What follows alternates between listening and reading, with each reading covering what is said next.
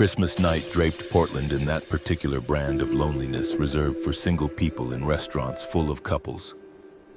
Marcus Webb sat across from a woman whose eyes hadn't left her phone since the appetizers I've been arrived. thinking about what you said earlier, The and I think you're Rosewood onto Grill something. hummed Really? with That's great to holiday hear. I cheer was around hoping them, you'd see it that families way. laughing, lovers holding hands across candlelit tables while his blind date scrolled through what appeared to be someone else's Instagram feed. He shouldn't have come, shouldn't have let his coworker talk him into this setup, shouldn't have believed that maybe, just maybe, 6 years was long enough to start trying again. The woman glanced up, caught him watching her, and offered the kind of smile people give telemarketers. Marcus reached for safe territory: work, weather, the traffic getting here. Each topic landed with the thud of small talk neither of them cared about. When the waiter brought their entrees, Marcus made his mistake. He pulled out his phone to silence a notification, and Emma's face lit up, the lock screen, gap-toothed smile, paint-splattered cheeks holding up a drawing of a reindeer that looked more like a deformed dog. The woman's fork paused halfway to her mouth, her eyes fixed on the photo with the kind of recognition that precedes a verdict. "Is that your daughter?"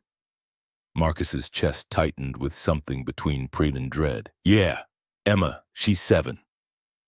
The woman set down her fork with careful precision, dabbed her mouth with the cloth napkin, placed it beside her plate like she was staging a crime scene. "You're not my type." 4 words, flat, final, no apology threading through them, no mercy softening the edges. "I don't do single dads." She stood, gathered her purse, and walked out, just like that. Left him alone at a table set for 2 on Christmas night, the half-eaten meals a monument to another failed attempt at normalcy. Marcus sat frozen, the familiar humiliation settling over him like a worn coat. 6 years of this. 6 years since Kate died, since the drunk driver ran the red light, since his entire world compressed into getting Emma to school on time and remembering to buy the right kind of fruit snacks. He'd tried dating. Really tried. Downloaded the apps, sat through the setups, smiled through the awkward coffee meetings. Every single time in the same choreography. The women would be interested until he mentioned Emma. Then the shift happened, polite interest crystallizing into careful distance, excuses materializing, phone numbers going silent. Tonight had been the worst. No pretense, no gentle letdown, just raw rejection delivered over salmon and asparagus. Marcus reached for his wallet, ready to pay for a meal he'd barely touched and leave this humiliation behind. The waiter would judge him. The couples at nearby tables had probably already noticed. Single dad rejected on Christmas. The pity would be worse than the loneliness. A woman's voice cut through the ambient noise of the restaurant, clear and cold as winter glass. "Excuse me, can you be my new husband?" Marcus turned, certain he'd misheard. The question was absurd, impossible, a joke someone was playing on someone else, but a woman sat at the adjacent table looking straight at him with eyes that held no humor. Dark hair pulled back in a style that suggested she'd given up trying to soften her appearance hours ago. A black suit that screamed expensive even to Marcus's untrained eye. A watch on her wrist that probably cost more than his car. She looked out of place in the Rosewood Grill's casual atmosphere, like someone had photoshopped a boardroom into a family restaurant. Marcus found his voice somewhere beneath the shock. "Excuse me." The woman repeated herself with the same inflection one might use to ask about the weather. "Can you be my new husband?" No smile, no indication this was anything but a serious question. Marcus's throat went dry. "I don't understand." The woman nodded toward the empty chair across from Marcus where his date had sat moments before. "I heard everything. Your date. What she said to you." Heat crawled up Marcus's neck. The humiliation doubled, tripled. A stranger had witnessed it all, had listened to him get rejected for having the audacity to be a single father. Marcus grabbed his coat from the back of his chair. "I need to go." "Wait." The woman stood, and there was nothing desperate in the movement, just firm, controlled, like she was blocking an employee from leaving a meeting before the agenda was complete. "I'm serious about my question." Marcus froze, coat halfway to his shoulders. He looked at her again, really looked. She was maybe 35, though the severe hairstyle and corporate armor made it hard to tell. Confident posture, the kind that came from years of boardroom battles. Everything about her screamed success, competence, control. And she was asking him, Marcus Webb, mid-level accountant with a too-big mortgage and a daughter who drew on the walls to marry her. "You're insane," Marcus said. The woman tilted her head, considering. "Probably, but I'm also very alone, and so are you." The words hit harder than they should have. Marcus had spent 6 years alone.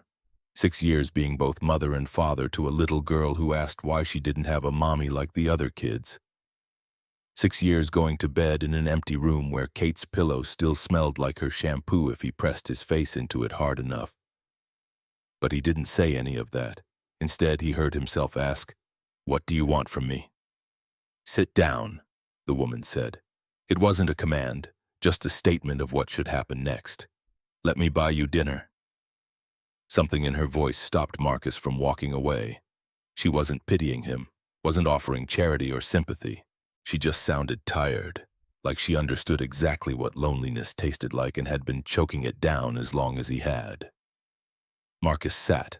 The woman moved to his table without waiting for invitation, settled into the chair his date had abandoned, and signaled the waiter with the ease of someone accustomed to rooms rearranging themselves around her presence.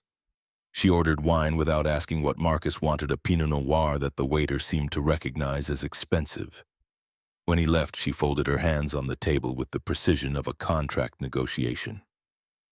"My family has been pressuring me to get married for 3 years. She began, no preamble, no small talk.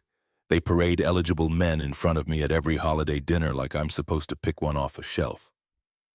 Successful men, connected men, men who went to the right schools and vacation in the right places." Marcus said nothing, just listened. "Every man I've dated only wanted 2 things." The woman's fingers tightened around each other. "My money or my connections. I built my company from nothing. Started in my garage 10 years ago with an idea and a maxed-out credit card. Now I have 200 employees and revenue that would make your head spin, and everyone wants a piece of it." The waiter brought the wine. The woman picked up her glass but didn't drink, just held it like a prop in a performance she'd rehearsed too many times. "I want a family," she said, and for the first time her voice dropped below the controlled register of a CEO presentation. Quiet, almost vulnerable. "A real one. Not a transaction, not a merger, just people who care about each other." Marcus knew that feeling, that ache for something whole, for someone to share the weight of decisions and bedtime routines and middle-of-the-night fevers, for someone who saw Emma as a gift instead of a liability. "Why me?" he asked. The woman set down her wine glass. "I know you have a daughter. I heard you talking about her before your date showed up. You said she drew you a picture of a reindeer this morning." Marcus blinked. He had said that, while they were waiting for the appetizers, trying to fill the silence with anything that wasn't painful. "I can't have children." The words came out flat, stripped of emotion. "Clinical. Medical condition. Irreversible. When I told my ex-fiancé, he called off the wedding, said he wanted a real family."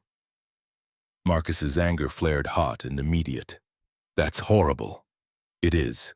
The woman nodded, accepting the assessment without self-pity.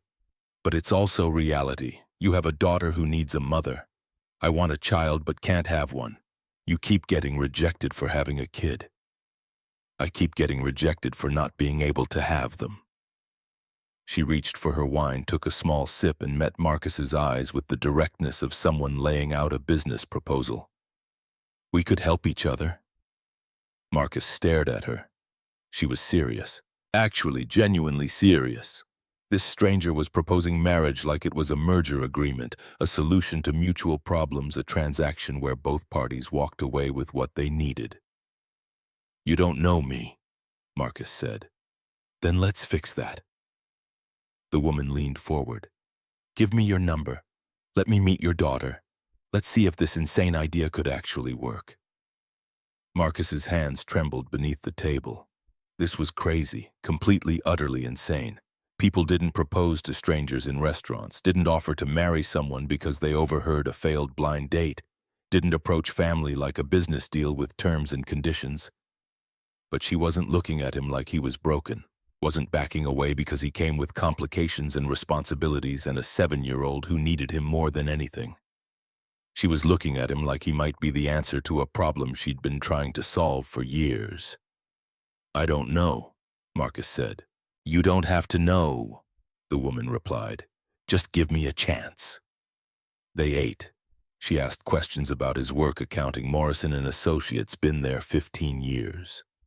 He asked about her company, Cloud Tech Solutions, cloud security software, 200 employees and growing. She told him about her parents, wealthy, connected, disapproving of everything she'd built herself. He told her about Emma, 7 years old, obsessed with drawing, hated broccoli with a passion that seemed disproportionate to a vegetable. When they finished, the woman pulled out her phone. "Your number." Marcus hesitated. His thumb hovered over his own phone. This was the moment. Say no and walk away, return to the safety of loneliness and failed setups and nights where Emma asked why other kids had mommies. Or say yes and dive into whatever this was, strange and terrifying and possibly the most impulsive thing he'd ever done. He gave her his number. She typed it in with the efficiency of someone who'd closed 1,000 deals and knew exactly when to stop negotiating. "I mean it. I want to meet your daughter." "Why are you doing this?" Marcus asked one more time. The woman stood, put on her coat cashmere. He noticed the kind that cost more than his monthly mortgage and looked him straight in the eye. "Because I'm tired of being alone, and I think you are too." She left cash on the table, more than enough to cover both their meals and a generous tip, and walked out of the Rosewood Grill without looking back. Marcus sat there staring at the text on his phone that arrived before she'd even cleared the door. "This is Victoria Cross. Call me when you're ready." For the first time in 6 years, Marcus felt something other than resignation settle into his chest. Something dangerous and fragile and completely unexpected. He felt hope. Marcus didn't call for 3 days. Spent those days moving through the motions of his life, getting Emma to school, sitting in his cubicle at Morrison and Associates, microwaving dinners, helping with homework, while Victoria Cross's number burned in his phone like unfinished business. On the 4th day, she called him first. "You're overthinking this," her voice said when he answered, that same controlled tone from the restaurant. But something else underneath it now. Something that sounded almost nervous. Marcus sat on his couch in the dark. Emma was asleep upstairs. The Christmas tree lights blinked in the corner, casting shadows across Kate's photo on the mantel. "How do you know?" he asked. "Because I've been doing the same thing." A pause. Admission. Vulnerability. "I almost deleted your number twice." Marcus closed his eyes. "I have a daughter.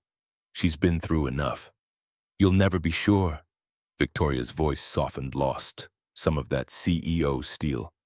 "You just have to decide if it's worth the risk." Silence stretched between them. Marcus could hear his own heartbeat, the tick of the clock in the kitchen, the furnace kicking on in the basement. All the sounds of a house that was too quiet, too empty, too full of ghosts. "Saturday," Marcus finally said. "There's a park near my house, Laurelhurst, 10 in the morning. I'll be there." Victoria was quiet for a moment, then so soft he almost missed it. "Thank you." She hung up before Marcus could respond. Saturday came too fast. Marcus made Emma her favorite breakfast, chocolate chip pancakes, crispy bacon, orange juice in the cup with the unicorns on it. He watched her eat this little person who was his entire world and tried to figure out how to explain what was about to happen. Con A.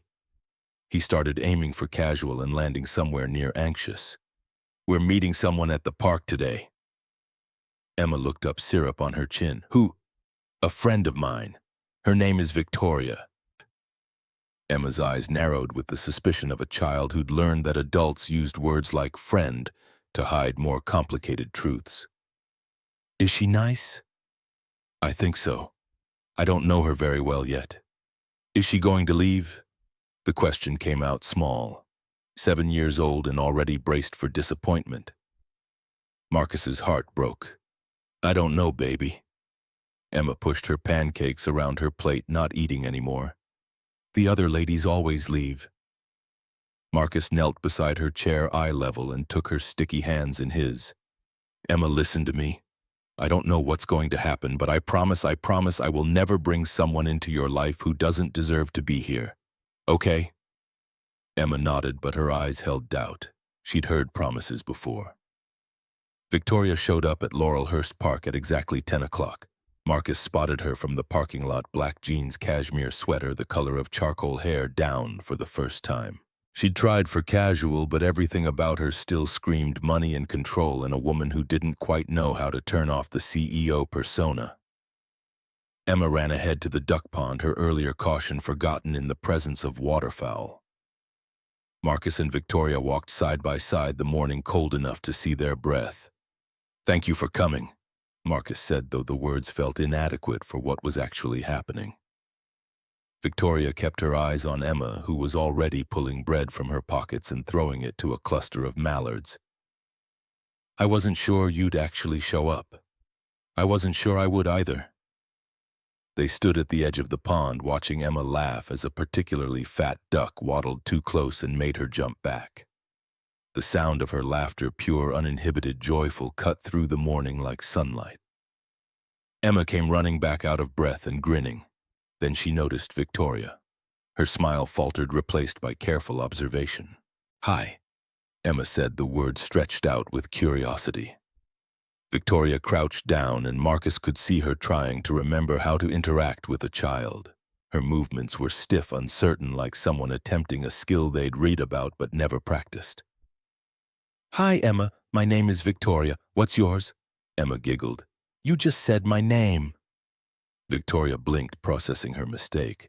A faint blush crept up her neck. Right. Sorry, I'm not very good at this. At what? Emma asked. At talking to kids. Emma considered this with the seriousness of a judge weighing evidence. That's okay. My dad's not good at braiding hair, but he tries anyway. Something shifted in Victoria's expression. A crack in the polished surface. I like to try. Emma held out her bag of bread.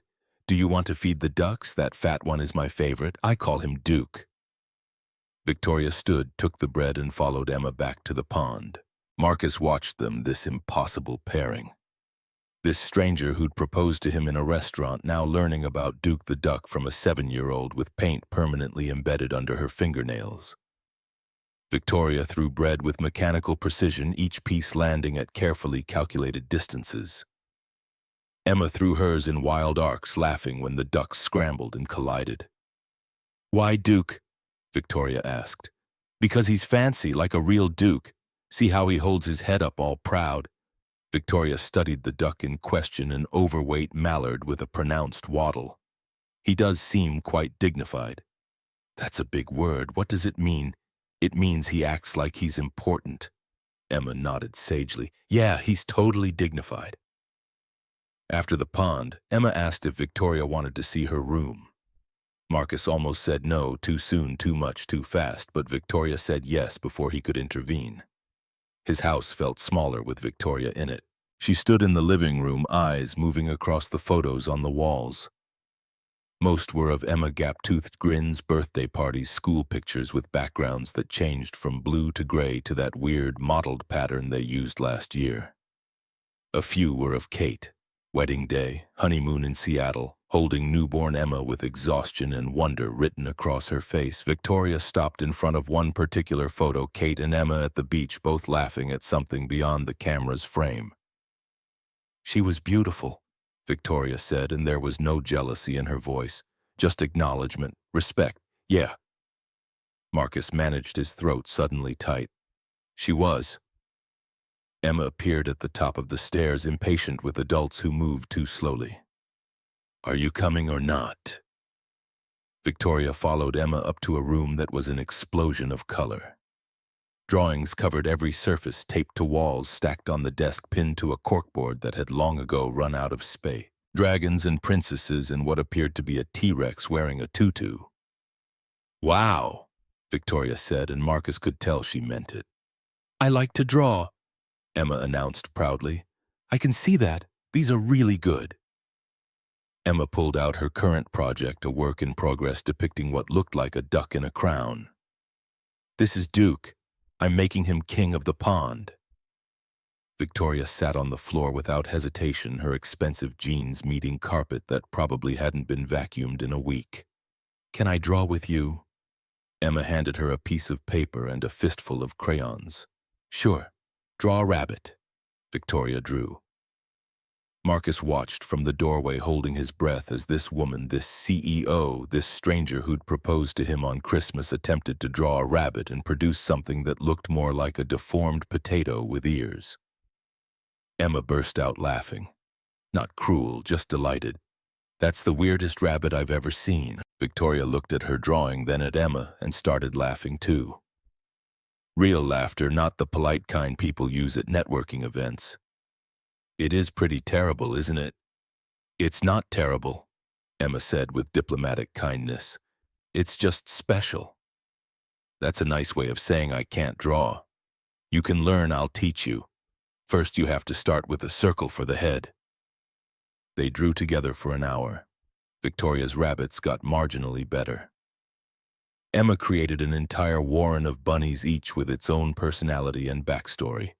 Marcus stood in the doorway watching this impossible thing unfold and felt his carefully constructed walls beginning to crack. When Victoria left, Emma hugged her goodbye. Victoria stiffened for a moment, clearly not used to spontaneous physical affection, then awkwardly patted Emma's back. After Victoria's car disappeared down the street, Emma looked up at Marcus with eyes too knowing for 7 years old. "Can she come back?" Marcus looked down at his daughter. "Do you want her to?" Emma nodded. "Yeah, she's nice and funny when she tries to draw." Victoria came back the next weekend, and the weekend after that. Saturday mornings became a routine: park, then breakfast, then whatever Emma wanted to do. Victoria showed up on time every week, her clothes getting progressively more casual. Her guard dropping in increments so small Marcus almost didn't notice until he looked back and realized how far they'd come. But late at night, after Emma was asleep, Marcus would sit in the living room and stare at Kate's photo. The guilt would creep in, then cold and heavy. What would she think of this, of him moving on, of bringing another woman into Emma's life, into their house, into the space Kate had occupied? Week 3 brought the first real test. Victoria promised to take Emma to the zoo on Saturday. Emma talked about nothing else all week: what animals she'd see, what she'd draw when they got home, whether Duke would be jealous that she was visiting other birds. Saturday morning, 8 o'clock, Emma dressed and ready. 8:30, bouncing on her toes by the window. 9 o'clock, starting to get quiet. 9:15, Victoria called. Marcus answered, already knowing from the tone of the first ring that something had changed. "Marcus, I'm so sorry." Victoria's voice was tight, stressed. "I have an emergency. Our biggest client, they're threatening to pull their contract. $5 million. I have to handle this. I can't make the zoo today." Marcus looked at Emma, who'd gone very still by the window. "She was up at 6 getting ready." I know, and I'm so sorry. But this is 30 jobs at Cloud Tech. I have to." "You promised her." Marcus kept his voice low, controlled, but anger burned underneath. "You promised." "Marcus, I'm trying to save my company. And I'm trying to save my daughter from learning that people who promise to show up don't actually mean it." Silence on the other end. Then Victoria's voice, cold now, defensive. "I'm doing the best I can. Emma will understand when she's older. She's 7. She doesn't understand business emergencies. She just knows you broke your promise." Marcus hung up before Victoria could respond. Emma didn't cry. That was worse somehow. She just went upstairs, changed out of her zoo outfit, and spent the rest of the day in her room. Marcus tried to explain. Sometimes adults have work things. Sometimes plans change, but the words felt hollow even as he said them. That night, Emma came downstairs holding her stuffed rabbit. "Victoria's not coming back, is she?" "I don't know, baby." Emma nodded like she'd expected that answer. "It's okay. I didn't really like her that much anyway." But Marcus had seen the drawing Emma had hidden in her desk drawer. Victoria and Emma at the zoo surrounded by animals, both smiling. Sunday morning, Marcus's doorbell rang at 7 a.m. He opened it to find Victoria standing there, still in yesterday's clothes, dark circles under her eyes. "I saved the account," she said. "Spent 18 hours in meetings and negotiations and finally got them to sign a new contract at midnight." Marcus crossed his arms. "Congratulations. And then I came straight here because I owe Emma an apology. She's asleep. Then I'll wait." Victoria sat on Marcus's porch for 2 hours. When Emma finally came downstairs rubbing sleep from her eyes, Victoria was still there. "I'm sorry," Victoria said to Emma. "I promised you something and I broke that promise. That was wrong. I should have figured out a different way." Emma studied her with the unforgiving scrutiny of a child who'd been disappointed too many times. "Do you still want to go to the zoo? More than anything? Do you promise to actually come this time?" Victoria pulled out her phone and powered it off in front of Emma. "I promise. No phone, no work, just you and me and the animals." Emma considered this. Then, "Okay, but if you break this promise, you can't come back anymore." "Deal." They went to the zoo. Victoria kept her phone off the entire day. She carried Emma when she got tired, bought overpriced zoo snacks without complaint, and actually laughed when a monkey stole her sunglasses. Emma forgave her. Kids were good at that, Marcus thought, better than adults who held grudges and built walls. That night, after Emma went to bed, Victoria stayed for coffee. First time she'd been in the house after dark. They sat in the living room, the weight of unspoken things filling the space between them. "Can I ask you something?" Victoria said. "Sure. Do you think about her when I'm here?" Marcus's hands tightened around his mug. He could lie. Should lie, probably. But something about the vulnerability in Victoria's question demanded honesty. "Yes." Victoria nodded like she'd expected that. "Does it bother you? Sometimes I feel like I'm betraying her. Like I'm replacing her. You can't replace someone who was loved." Victoria set down her coffee and looked at him with more directness than comfort allowed. "That's not how love works. My mother died when I was 12, car accident. My father eventually found someone else, took him 8 years. I was so angry at first, thought he was erasing my mom, but he wasn't. He was just trying to keep living." She leaned forward slightly. "I'm not trying to replace Kate. I'm just trying to be part of your lives. If you'll let me." "I want to," Marcus admitted. "I just don't know if I'm ready." "No one's ever ready." Victoria reached across the table and touched his hand, brief, tentative. "But maybe we can figure it out together." Marcus looked at her hand on his, then at her face. She looked scared, hopeful, vulnerable in a way her expensive clothes and corporate confidence couldn't hide. He took her hand. They sat like that for a long time, not talking, just holding on. Week 7. Victoria arrived for their usual Saturday morning and found Emma drawing at the kitchen table. Marcus was making pancakes, his back to the door. "What are you drawing?"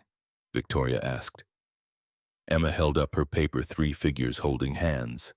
Labels underneath in careful 7-year-old handwriting, Dad, Emma, Victoria.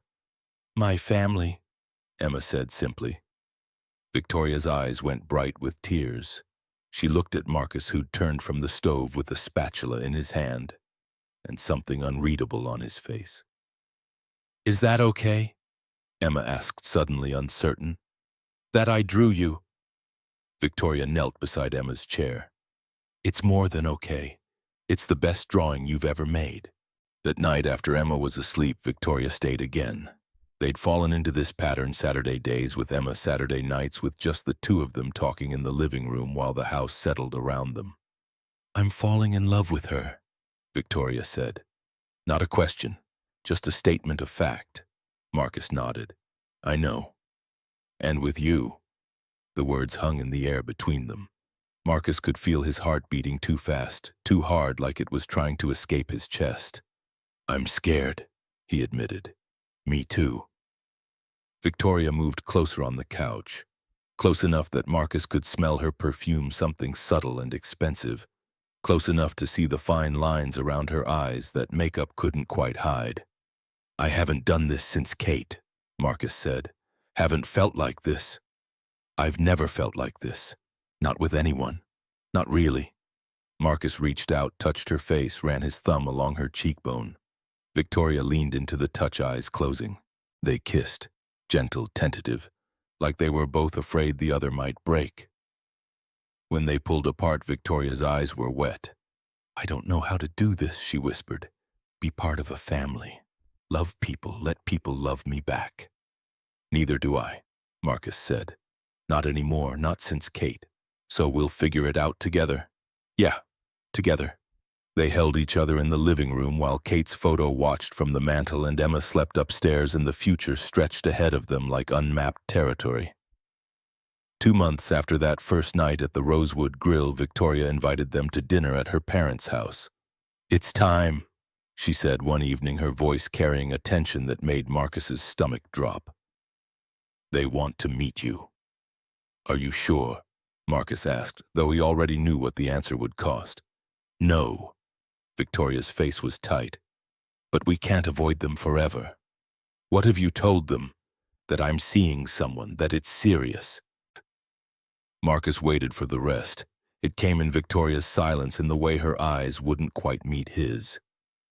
You didn't mention Emma. Victoria's jaw tightened. I wanted them to meet you both first, see how good this is before they start judging. Warning bells went off in Marcus's head, loud, clear, impossible to ignore. Judging. Victoria's mask slipped just for a moment, revealing the fear underneath. My family has certain expectations. They won't understand at first, but once they see us together, once they see how happy I am, they'll come around. Marcus wanted to believe her, needed to believe her, because the alternative was too painful to consider. The dinner was set for Friday night. As the week crawled forward, Victoria changed.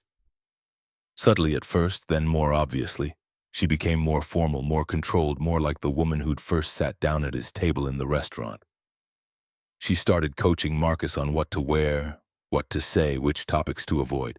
She practiced introductions with Emma, correcting her grammar, her posture, her table manners. Thursday night, Marcus finally pushed back. Victoria, you're treating this like a business presentation. Her eyes flashed. Because it is that important. My parents, they're difficult. If the first impression isn't right, they'll never accept you. They need to accept who we actually are, not some polished version we're pretending to be. Victoria's voice cracked, vulnerability breaking through the ice. If they don't approve, I'll lose them. Or I'll lose you. I don't want to have to choose. Marcus pulled her close, felt her trembling against him. Okay, we'll do it your way. But the unease settled deep in his gut and refused to leave. Friday arrived. Marcus put on his suit, the one from his cousin's wedding 3 years ago, that didn't quite fit right anymore. Emma wore her nicest dress, the purple one she'd picked out herself. Victoria showed up in designer clothes. Marcus couldn't begin to price her hair. Pulled back so tight it looked painful, makeup applied with precision that erased anything soft or vulnerable. She looked like a stranger, like the CEO who'd proposed to him on Christmas before he knew about her terrible drawings and her awkward laughter, and the way she listened to Emma's stories with complete focus. They drove to Wilsonville in silence. When Victoria's parents' house came into view, Emma pressed her face against the window. Wow, she breathed. Is this where Victoria grew up? Mansion didn't quite capture it. Estate felt closer.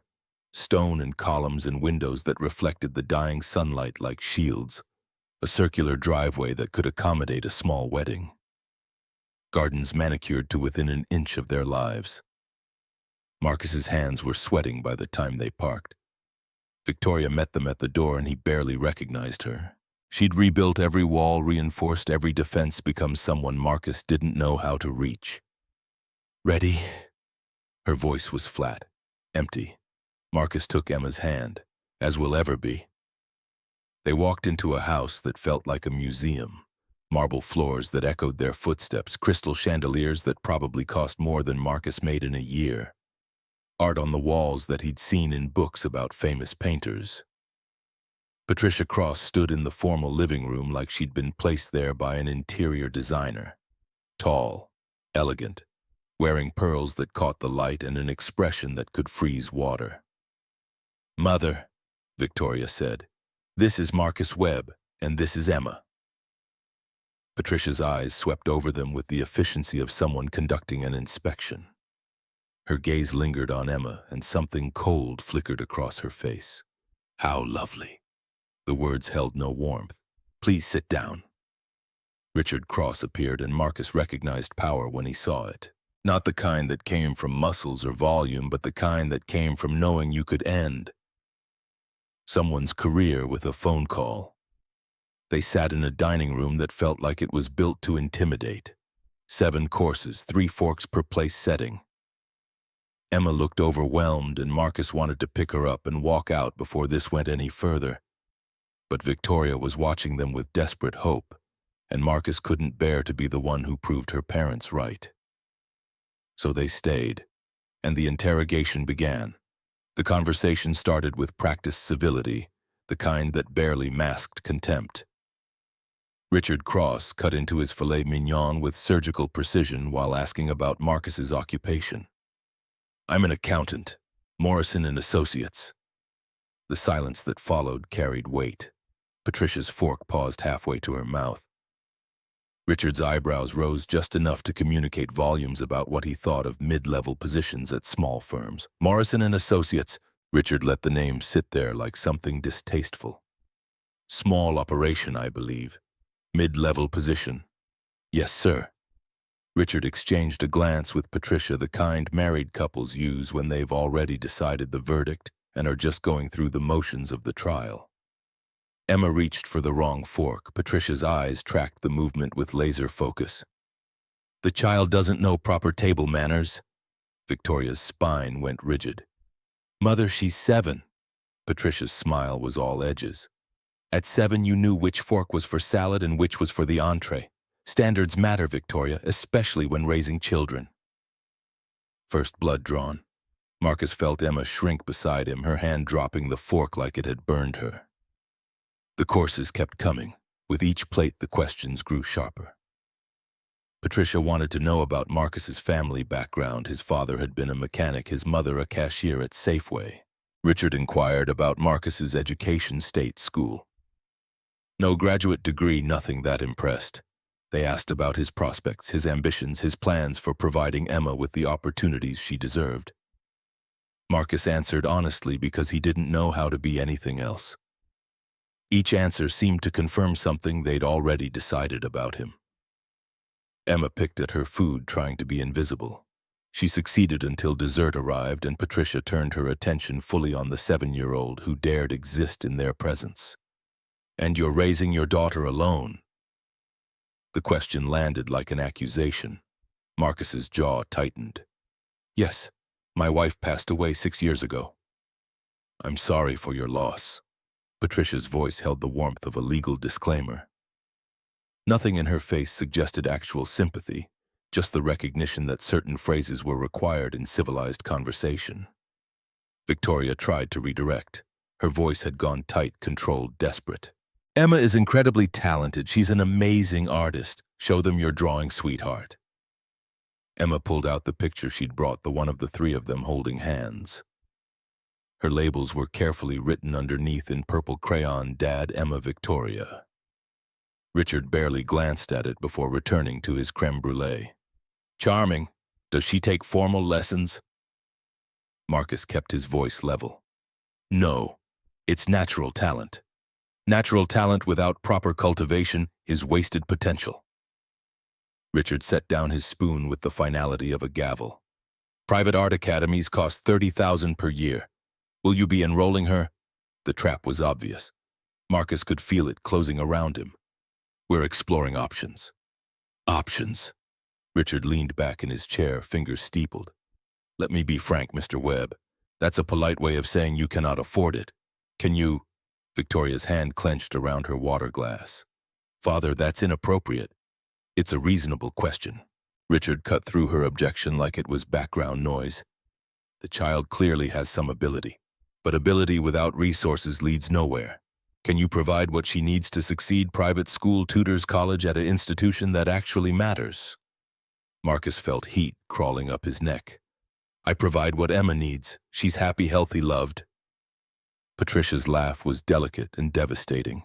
Loved? How lovely. And will love pay for Princeton? Will love open doors at firms that won't even look at a resume from a state school? Will love give her the connections she'll need to build a real career? Emma's fork clattered against her plate. She'd gone very still, very quiet in the way children do when they're trying not to cry in front of strangers. Victoria's voice shook. That's enough! We're simply being realistic. Patricia dabbed her mouth with her napkin, the movement elegant and final. You've built something extraordinary, Victoria. You come from a family with real standing, and you want to throw that away to play mother to someone else's child. The word hung in the air, not spoken directly, but the implication crystallized in the space between sentences. Emma wasn't just someone else's child. She was a burden, an inconvenience, an obstacle to Victoria's proper future. Emma's eyes filled with tears. Her bottom lip trembled. She looked at Marcus with a question that broke his heart. Is it true? Am I making everything wrong? Marcus stood his chair, scraping against marble. Excuse us. We're leaving. Victoria stood too, panic bleeding through her controlled exterior. Marcus, please. No. His voice came out harder than he intended, sharp enough that Victoria flinched. This was a mistake. Victoria reached for his arm. Let me talk to them. They just need time to understand. Marcus looked at her parents, then back at Victoria. They understand perfectly. We're not good enough for you, Emma and I. We don't have the right background, the right education, the right anything. And maybe they're right. Don't say that. Marcus took Emma's hand. She was crying silently now, tears running down her face without sound. The worst kind of crying, because it meant she was trying so hard to hold it together. I'm sorry for putting you through this. He directed the words to Emma, not Victoria, and walked toward the door. Victoria followed them into the foyer, her heels clicking on marble. Marcus, wait, please. Just let me explain to them. Marcus turned. Victoria stood in the entrance to her childhood home, this mansion built on judgment and old money and the kind of cruelty that wore pearls and called itself civilization. She looked torn in half, caught between the life she'd built and the family that had never really approved of any of it. They just called my daughter a burden. Marcus's voice broke on the word. There's nothing to explain, nothing that makes this okay. They need time. To what except that their daughter is dating someone beneath her. To tolerate the presence of a child who doesn't know which fork to use, to stop looking at Emma like she's something unpleasant. They stepped in. Victoria's face crumpled. Please don't go. But Marcus was already opening the door, already guiding Emma out into the cool Portland night, already putting distance between his daughter and the people who'd made her feel small. Behind them, Patricia's voice drifted from the dining room, cold and satisfied. Victoria, come sit down. Let them go. In the car, Emma sobbed. Not the quiet crying from the dinner table, but full-body sobs that shook her small frame. Marcus pulled over 2 blocks from the Cross estate because he couldn't see through his own tears well enough to drink. They hate me. Emma's voice was muffled against her hands. They think I'm bad. Marcus unbuckled his seatbelt and pulled his daughter into his lap, holding her while she cried against his chest. They don't hate you, baby. They don't know you. They think I'm making everything wrong. They think you can't give me good things. They think Victoria shouldn't be with us because of me. Every word was a knife. Marcus had thought he was protecting Emma by bringing her to that dinner, by trying to build this family, by believing Victoria when she said her parents would come around. Instead, he'd exposed his 7-year-old daughter to people who looked at her and saw nothing but inconvenience. They're wrong about you. They're wrong about everything. But Emma kept crying, and Marcus knew the damage was already done. You couldn't unhear the things Patricia and Richard Cross had said. Couldn't unknow that some people would always see Emma as less than because she came from the wrong kind of family, because her father worked in a cubicle instead of a corner office. because love and effort apparently weren't enough in a world that measured worth in dollar signs and pedigree. Marcus drove them home in silence. Emma had cried herself into exhaustion, her breath hitching every few seconds, her eyes red and swollen. When they got to the house, she went straight to her room without being asked. The door closed softly, another heartbreak, because Emma only got quiet when she was hurt too badly to speak. Marcus sat on the couch in the dark, stared at Kate's photo on the mantel, and whispered an apology he knew she couldn't hear. "I fucked up. I'm so sorry." His phone buzzed. Victoria. He didn't answer. It buzzed again and again. The voicemails piled up, Victoria's voice progressing through stages of desperation. First controlled, explaining that her parents were wrong, that she'd talked to them. Then cracking, begging him not to shut her out. Then breaking, completely sobbing that she loved him, loved Emma. "Please don't do this." Marcus deleted them all. Saturday morning came without sleep. Emma stayed in her room. Marcus stood outside her door at 7 a.m., trying to find words that might help. "Kongai, you need to eat something." Silence. "Emma, please." Her voice came small and hollow through the door. "Go away." Marcus pressed his forehead against the wood and felt his heart crack further. This was what he'd done. This was the cost of hope, of believing that love might be enough to bridge the gap between their world and Victoria's. By mid-morning, Emma still hadn't emerged. Marcus made her favorite lunch, grilled cheese cut into triangles, tomato soup, the works, and left it outside her door. An hour later, the plate was still there, untouched. Victoria called 16 times that day. Texted 43 messages. Marcus watched the phone light up and go dark, light up and go dark, each buzz another reminder of how spectacularly he'd failed. Sunday brought more silence, more missed calls, more hours of Emma hiding in her room while Marcus sat downstairs, drowning in guilt and rage and the particular helplessness that comes from knowing you can't fix what you've broken. Monday. Victoria showed up at the house. Marcus opened the door but didn't invite her inside. She looked terrible, dark circles carved deep beneath her eyes, hair tangled, yesterday's clothes wrinkled like she'd slept in them. If she'd slept at all. "What do you want?" Victoria's voice came out hoarse. "I want to fix this." "You can't." "Yes, I can. I talked to my parents. I told them they were completely out of line." Marcus laughed, bitter and broken. "An apology won't change what they think. They made it very clear. Emma and I aren't good enough. And you know what? They're probably right." Victoria's face went white. "Don't say that." "Why not?" Marcus felt 6 years of accumulated pain rising up, all the rejection and loneliness and desperate hope that had led him to believe a stranger's proposal might save him. "It's true, Victoria. Look at us. You live in penthouses and summer homes. I'm 3 months from losing my job. You run a company worth millions. I can barely make rent. You come from the kind of family that has portraits painted and wings of hospitals named after them. I come from mechanics and cashiers and people who never even thought about which fucking fork to use." Victoria stepped forward. "I don't care about any of that, but your family does." Marcus's voice rose despite his efforts to control it. "And they always will. Every holiday, every family dinner, every single event, Emma and I will be the ones who don't belong. We'll be the embarrassment you try to hide the mistakes you made before you came to your senses and married someone appropriate." He could see Emma's face at that dinner table, could see her shrinking under Patricia's gaze, trying to make herself small enough to disappear. "I saw my daughter's face when your mother looked at her like she was trash. I saw Emma trying not to cry while your father calculated exactly how much of a financial burden she'd be. I saw a 7-year-old child learn that some people will hate her for the crime of existing in the wrong tax bracket." Victoria's tears started falling. "So that's it. You're just giving up. I'm protecting my daughter by pushing me away." Victoria's voice cracked wide open. "I love her, Marcus. I love Emma. I love you. Doesn't that matter?" The words should have changed everything. 3 months ago, Marcus would have done anything to hear them, but standing in his doorway watching Victoria cry while Emma hid upstairs, he finally understood the truth. Love isn't enough when the world keeps telling a 7-year-old she's not wanted. Victoria shook her head, desperate. My parents aren't the world. They're your world.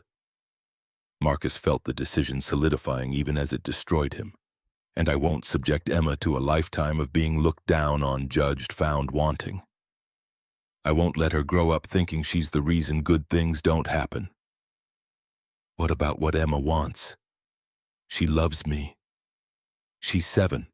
She doesn't understand. She understands that someone cares about her. Victoria's anger flared through the grief. And you're taking that away because you're scared. I'm being realistic. You're being a coward. The word hit like a physical blow. Marcus's hands shook, his vision blurred. Everything he'd been holding together for 6 years came apart at the seams. Get out. Marcus, get out of my house. We're done. Tell your parents they won. Victoria stared at him, tears streaming down her face, mascara running in dark tracks. Then she turned and walked to her car, drove away without looking back. Marcus closed the door and leaned against it. His whole body trembled. The house felt too quiet, too empty, too full of all the hope he'd just murdered in the name of protecting his daughter. From upstairs came the soft sound of Emma's door opening. Footsteps on the stairs. She appeared at the bottom step holding the stuffed rabbit she'd slept with since she was 2, her face red from crying. Dad! Marcus turned. His daughter stood there looking like her world had ended. Because it had. Because he'd ended it. Is Victoria gone? Marcus's throat closed. He could only nod. Forever, another nod. Emma's face crumpled. Then rage replaced the tears of fury Marcus had never seen in his gentle, artistic daughter. But I don't want her to go. Marcus tried to move toward her. I know, sweetheart, but it's complicated. It's because of me! Emma's scream tore through the house. Because her parents don't like me. They said I was bad. They said you can't give me good things. They said Victoria shouldn't be with us because of me. No, baby, they were wrong. Then why did you let them win? Emma was sobbing and shouting at the same time, her small body shaking with the force of emotions too big for her to contain. Why did you make Victoria leave? She was nice to me. She tried so hard, even when she didn't know how. She learned to draw with me and feed the ducks, and she promised she'd stay, and you sent her away. Marcus reached for her, but Emma pushed him back. I was trying to protect you. I don't want protection, Emma screamed through her tears. I want Victoria. I want her to come back. I want her to be my mom. She ran upstairs. Her door slammed hard enough to shake the walls. Marcus sank to the floor right there in the hallway, put his head in his hands and felt the full weight of what he'd done crash down. He'd wanted to protect Emma from rejection, from the pain of being judged and found wanting. He'd wanted to shield her from a lifetime of Patricia Cross's cold eyes and Richard Cross's cruel calculations. Instead, he'd taken away the one person who'd made Emma feel complete. He'd proven that loving his daughter meant sacrificing everything else. He'd taught a 7-year-old that she was the reason good things couldn't happen, that wanting a mother was too much to ask, that her existence was a burden even her own father couldn't overcome. Marcus looked at Kate's photo and felt shame burn through him. She would have fought. Kate would have stood in that dining room and told Patricia and Richard Cross exactly where they could shove their judgment. She would have grabbed Emma's hand and walked out with her head high, secure in the knowledge that they were enough, that love and effort and stubborn refusal to accept other people's limitations was all that mattered. But Kate was gone, and Marcus had failed. Had let fear make his decisions, had run when things got hard, had broken both Emma and Victoria because he couldn't figure out how to be brave. 3 days crawled past. Emma barely spoke. She went to school, came home, went straight to her room. Ate mechanically when Marcus forced her to sit at the table, answered questions in monosyllables. The light had gone out of her eyes, and Marcus didn't know how to turn it back on. Worst of all, she stopped drawing. The art supplies sat untouched on her desk, the crayons gathering dust, the blank papers stacked in perfect alignment. His daughter, who'd drawn every single day since she was old enough to hold a marker, had stopped creating, stopped putting color on paper, stopped filling the world with the beauty she saw in it. Marcus stood in her doorway Wednesday night, watching Emma lie in bed, staring at the ceiling, and understood that he'd broken something fundamental. Not just her heart, her spirit, the part of Emma that believed the world was good and people tried and love mattered. Work was its own nightmare. The merger with Deloitte was moving forward. His position would be eliminated March 31st. Marcus sent out job applications, mechanically got automated rejections, and felt his future collapse inward. 38 years old, single father, soon to be unemployed. The market wasn't kind to people like him. Thursday evening, his sister Sarah showed up unannounced, took one look at him and shook her head. "You look like hell." Marcus couldn't even muster the energy to respond. Sarah came inside, looked around at the disaster the house had become. Dishes piled in the sink, laundry overflowing, the general chaos that happened when someone stopped caring. "Where's Emma?" "Upstairs, avoiding me." Sarah's eyes narrowed. "What happened?" Marcus told her everything. The dinner, the breakup, Emma's rage, the 3 days of silence, and the art supplies going untouched. When he finished, Sarah was quiet for a long time. Then, "You're an idiot." Marcus looked up. "You were trying to protect Emma from what exactly? From being happy? From being hurt?" Sarah leaned forward, her nurse voice coming out, the one she used with patients who weren't being honest about their symptoms. "You just taught Emma that she's the reason you can't be happy, that loving her means sacrificing everything else, that she's a burden you have to carry alone." The words landed like hammer blows. Marcus felt each one crack something inside him. "That's not what I meant, but that's what she learned." Sarah's voice softened but didn't lose its edge. "Marcus, listen to me. You're a great father, the best, but sometimes you're so busy protecting Emma from imaginary future pain that you're causing real pain right now." She stood, started pacing. "Victoria's parents are terrible people, classist, cruel, everything that's wrong with old money and inherited arrogance. So what? That doesn't mean you have to let them win. You're teaching Emma that when things get hard, you give up, that she's not worth fighting for." Marcus's hands shook. What if it doesn't work? What if Emma gets hurt worse? What if she doesn't? Sarah stopped pacing, looked at him directly. "What if you're throwing away the best thing that's happened to you both in years because you're too scared to fight for it?" She grabbed her keys, headed for the door, stopped and looked back. Kate would have fought. Marcus's breath caught. She would have told those people exactly where to shove their judgment. She would have chosen love. She would have been brave. Sarah's eyes were wet. "Be brave, Marcus. For Emma, for yourself, for Victoria." The door closed behind her. Marcus sat in the wreckage of his living room while her words echoed. Kate would have fought. He thought about his wife. Really thought about her, not the sanitized memory he carried, but the real woman. Fierce, strong, unafraid. Kate, who'd told her own parents they were wrong for trying to convince her not to marry a mechanic's son. Kate, who'd fought with hospital administrators when they tried to discharge her too early after Emma's birth. Kate, who'd never let fear or other people's expectations dictate how she lived. And what had Marcus done? Run. Let fear drive every decision. Let Patricia and Richard Cross win without even putting up a fight. Proven Victoria's worst fear right, that people left when things got difficult. Maybe it wasn't too late. Marcus went upstairs, knocked on Emma's door. "Go away. Emma, please, I need to talk to you." Silence. "I made a mistake, a big one, and I need your help to fix it." The door opened slowly. Emma stood there, holding her rabbit eyes red from days of crying. "What mistake?" Marcus knelt to her level. "I let fear make my decisions. I was so scared of you getting hurt that I pushed away someone who loves you." Emma's voice came small. "Victoria." "Yeah, Victoria." Marcus took her hands. "Honey, I was wrong. Her parents were awful. But that doesn't mean Victoria is like them. That doesn't mean we have to let them win." "But they hate me." Marcus felt his heart break all over again. They don't know you, and even if they never change, that doesn't make them right. You are good enough, Emma. You're amazing, and anyone who can't see that doesn't matter. Emma's lip trembled. Do you really mean that? I really do. Marcus swallowed hard. I love you more than anything in this world, and I thought protecting you meant keeping you away from people who might hurt you. But I was wrong.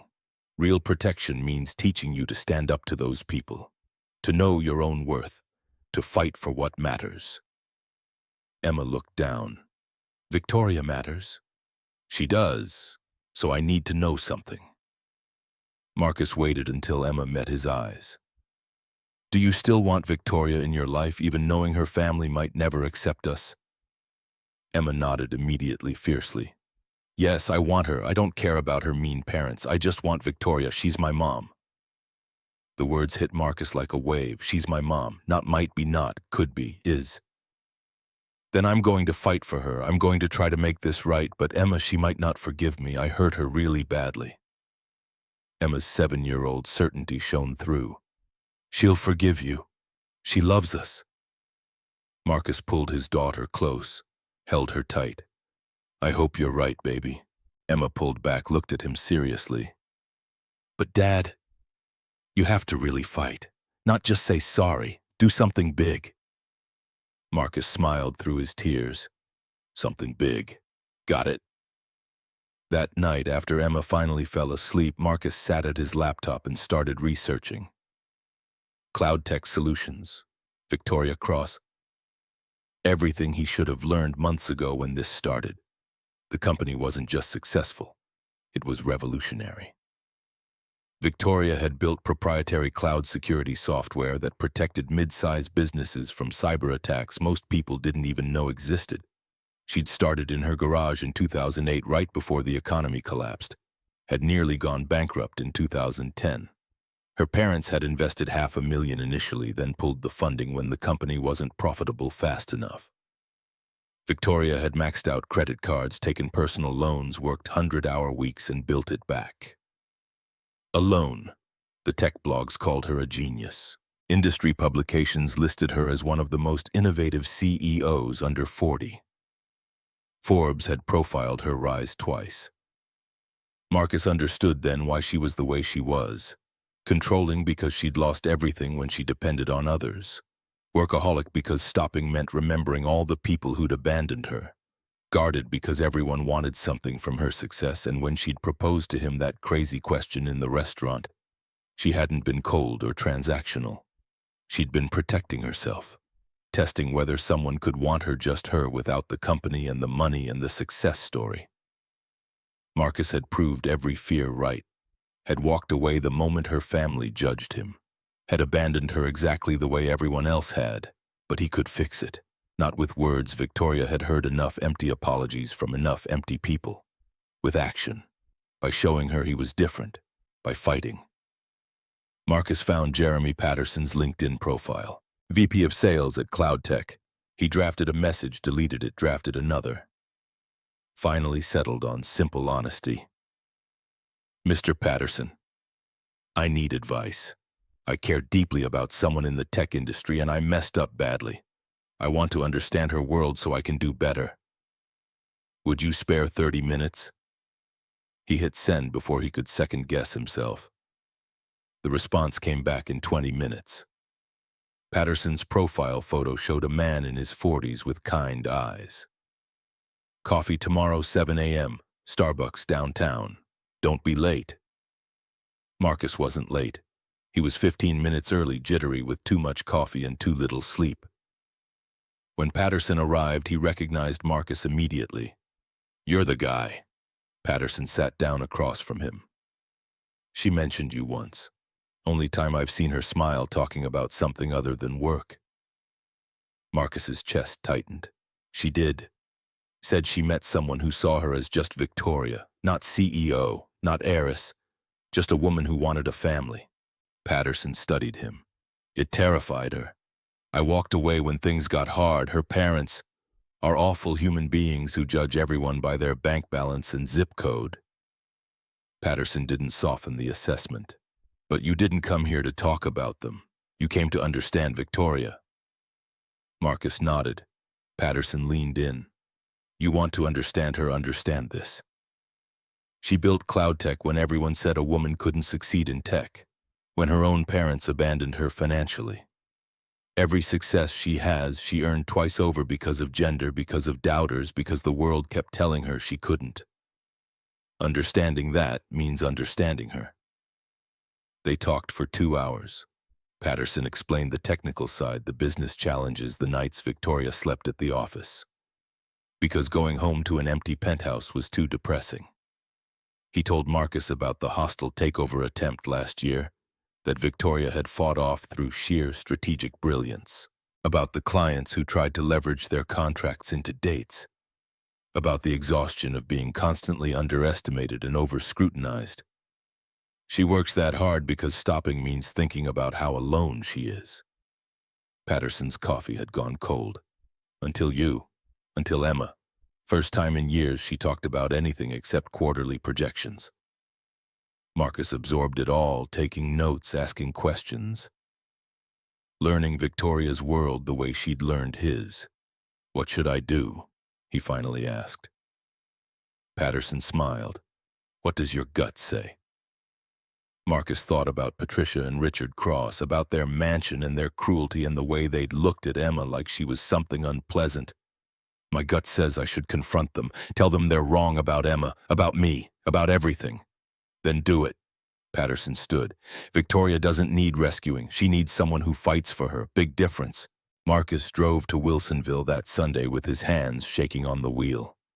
He'd called ahead. The element of surprise would have been satisfying but pointless. Patricia had answered with ice in her voice. This is highly unusual, Mr. Webb. The truth forced its way out. I need to speak with you and your husband about Emma and about Victoria. You're going to hear what I have to say. They agreed to 2 p.m. Marcus wore his suit that didn't fit right and felt his heart trying to escape his chest. Richard and Patricia waited in the same living room where they'd first judged him. Marcus didn't sit when invited. This is highly unusual. Marcus found his voice beneath the fear. I don't care about usual. I care about Emma and Victoria, and you're hurting both of them. Patricia's eyebrows rose. Is this some sort of plea for our approval? No. The word came out stronger than Marcus felt. I don't need your approval. Emma doesn't need it, but Victoria needs her family, and you're going to lose her. Richard's face reddened. How dare! Marcus interrupted, and the act of cutting off Richard Cross felt like jumping off a cliff. No, you've talked enough. Now I talk. The shock on their faces would have been funny if Marcus's entire future wasn't balanced on this moment. You sit in this mansion and judge people. You decided in 30 seconds that Emma wasn't good enough because she doesn't know which fork to use for salad. You know what Emma knows? She knows how to love unconditionally. She knows how to forgive people who hurt her. She knows how to see the best in others, even in Victoria when your daughter was awkward and didn't know how to talk to kids. Marcus stepped forward. They didn't. I'm not finished. You raised an incredible woman. Victoria built a company from nothing. She survived when you pulled your investment because she wasn't profitable fast enough. She proved everyone wrong, including you. Richard shifted uncomfortably. The withdrawn investment was clearly still a wound. And she wants you in her life, not me. Her. Victoria wants her parents, but you're so focused on country club appearances, on what your friends think, that you're going to lose your daughter. The words poured out now, unstoppable. Because Victoria loves Emma, and she loves me. And if you make her choose, she'll choose us, and you will lose her forever. Marcus let that sink in, watched Patricia's mask crack slightly. I came here to tell you that Emma is a good kid. She's smart, talented, kind. If you can't see that, then you don't deserve to know her, but Victoria deserves her family, so I'm asking you, not for me, for Victoria. Just try. Try to get to know Emma before you judge her. Silence filled the formal living room. The crystal chandelier threw light across expensive furniture and the frozen faces of people who weren't used to being called out. Patricia spoke first, her voice strange. You truly love my daughter. Not a question, an assessment, more than anything. Marcus didn't hesitate, and I love Emma enough to fight for her. Even against you. Richard studied him with new eyes. You have courage, Mr. Webb, coming here alone. I have motivation. I lost them once because I was scared. I won't make that mistake again. Patricia stood, her movements less fluid than usual. We'll consider what you've said. Not acceptance, not even agreement, but not dismissal either. As Marcus turned to leave, Patricia called out, Mr. Webb, your daughter, the drawing she showed us. May I see more of her work? Marcus turned surprised. I'll ask Emma. If she wants to share, I'll send photos. In his car, Marcus's hands shook so badly he could barely get the key in the ignition. He'd done it. Had stood up to Patricia and Richard Cross. Had fought for Emma, for Victoria, for the family they could be. Now he just had to hope it was enough. That evening, Victoria's phone rang. Her mother's name flashed on the screen. Your Mr. Webb came to our house today. Victoria's heart stopped. When this afternoon? To defend his daughter. And you? The conversation was brief. When it ended, Victoria sat staring at her phone while something fundamental shifted inside her chest. Then she grabbed her keys and drove. Marcus answered his door at 8 p.m., looking exhausted and wary. Victoria stood on his porch, anger and confusion and hope warring across her face. You went to my parents' house. I did. Without telling me. Yes. Why would you do that? Marcus stepped aside, let her in. The house looked better than it had 3 days ago. Dishes done, floors swept, evidence that someone was trying again. Because I realized something. You opened your world to me, learned about Emma, about parenting, about my life. But I never tried to understand your world. Victoria crossed her arms, defensive. And I learned. Spent 2 weeks learning about cloud tech. About what you created from nothing. About how your parents abandoned you financially when you needed them most. Marcus moved closer. I talked to Jeremy Patterson, did research, and I realized you proposed to me because you wanted someone who wanted you. Not your money, not your company, just you. Victoria's walls began crumbling. Her voice came out smaller than intended. And then when things got hard, you ran. I did. Marcus didn't flinch from the truth.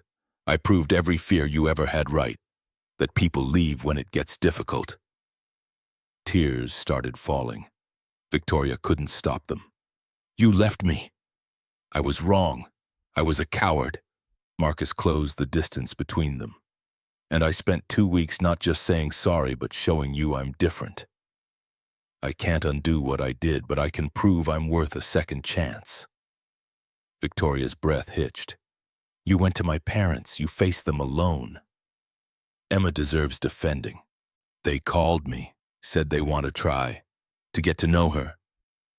Marcus reached for her hand.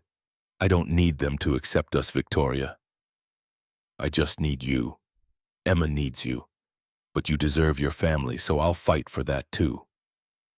Victoria broke, collapsed against his chest and sobbed deep, body-shaking sobs that released weeks of pain and loneliness and fear. Marcus caught her, held her tight, let her cry until she was empty. I was so hurt, she whispered into his shirt. I know, I'm sorry. I thought you didn't want me. I want you. God, Victoria, I want you. Marcus pulled back enough to look at her face. I love you. Victoria froze. What? I'm in love with you. Should have said it weeks ago, I love you. Not because you're successful. Not because you can provide for Emma. I love you because you're awkward with kids and try anyway. Because you draw potato rabbits and laugh at yourself. Because you're brave enough to propose to strangers when you're lonely. Because you're you. Victoria kissed him, desperate and relieved and full of love that had nowhere else to go. When they pulled apart, she was crying again. I love you too. I love Emma. I love this crazy thing we have. Come inside, Marcus said. Emma's upstairs. She hasn't drawn since you left. Victoria's eyes widened. She stopped drawing. Marcus nodded. Won't start again until we get you back. They went upstairs together. Marcus knocked softly. Emma, can you come out, baby? The door opened. Emma stood there, rabbit in hand, eyes red from days of crying. Then she saw Victoria and everything else disappeared. Emma ran, threw herself at Victoria with the full force of a 7-year-old who'd thought she'd lost her mother. Victoria caught her, held on tight, and they both cried. Marcus watched his family come back together and felt something he hadn't felt in 6 years. He felt whole. Emma sat on the living room floor with Victoria crayons scattered around them like fallen leaves. For the first time in days, she was drawing again. Not the carefully composed pictures she usually made, but wild, joyful scribbles, our family, she kept saying, adding another figure, another duck, another heart. Marcus watched them from the kitchen, pretending to do dishes while his heart rebuilt itself piece by piece. Victoria looked up, caught him staring, mouthed the words, "Thank you." Marcus shook his head. "No, thank you." They stayed like that until Emma's eyes started drooping. Victoria carried her upstairs, something Marcus had never let anyone else do, and tucked her in with the practiced care of someone who'd been paying attention to every detail of how Emma liked her blankets, arranged her rabbit position just so. Downstairs, Marcus poured wine neither of them would drink. They sat on the couch with careful space between them like teenagers on a first date, both terrified of pushing too hard too fast. "I got a job offer," Marcus said into the quiet. Victoria turned. Yesterday, Harrison and Cooper, senior accountant position, 20,000 more than Morrison, better benefits, actual room to advance. That's incredible. Victoria's smile was genuine, but something flickered behind it. Did you use? Jeremy made the introduction, but they hired me on my own merit, checked my references, interviewed me twice, looked at my work history. They wanted stability and experience. I gave them 15 years of both. Victoria nodded, and Marcus could see her processing, recalibrating. She'd been ready to help, to open doors, to use her connections. The fact that he hadn't needed it, that he'd walked through on his own, meant something to both of them. "I'm proud of you," she finally said. "Couldn't have done it without the introduction, but yeah, I earned the job itself." They sat with that for a while. The space between them grew smaller by inches. "What happens now?" Victoria asked. Marcus knew she wasn't talking about the job. "Now we figure out how to do this right, build something that lasts. Not rush or force or pretend your parents didn't say the things they said." Victoria flinched. "About that, they might not change, Victoria. You need to be ready for that possibility." "I know," her voice went quiet, "but they're still my parents. And if there's even a chance, then we give them that chance. But on our terms this time, not theirs." Victoria leaned against him, finally closing the distance.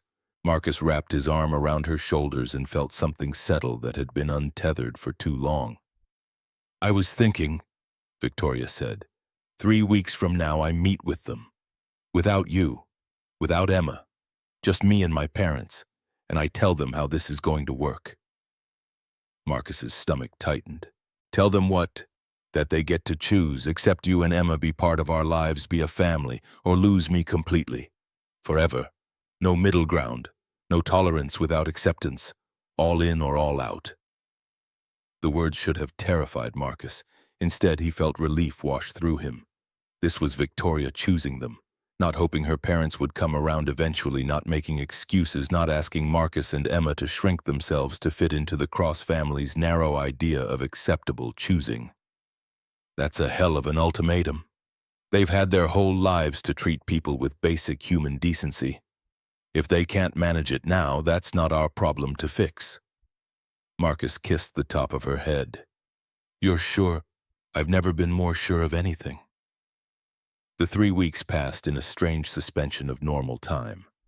Marcus started at Harrison and Cooper, learning new systems and meeting new people who didn't know him as the guy about to be laid off. Emma went back to drawing with a vengeance, filling pages with families and ducks, and Victoria in various improbable scenarios. Victoria worked her usual crushing hours, but carved out Saturdays and 2 weekday evenings for them, her phone staying off more than it stayed on. They didn't talk about the upcoming meeting, didn't speculate or plan or prepare, just existed in the bubble of their small family and tried not to think about the world outside it. The night before Victoria's meeting with her parents, she stayed late after Emma went to bed.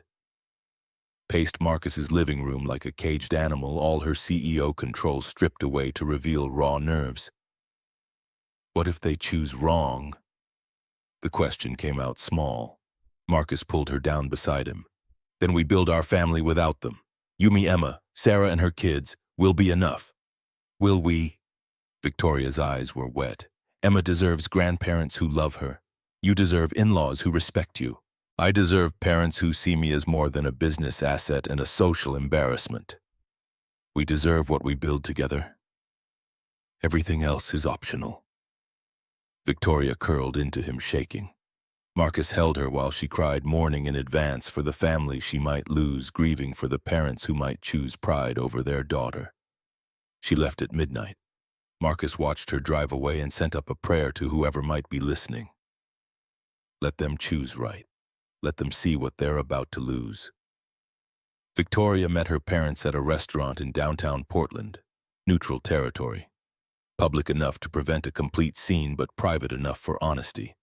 She arrived early, ordered water she wouldn't drink, and rehearsed the words she'd been crafting for 3 weeks. Patricia and Richard appeared exactly on time, dressed like they were attending a board meeting.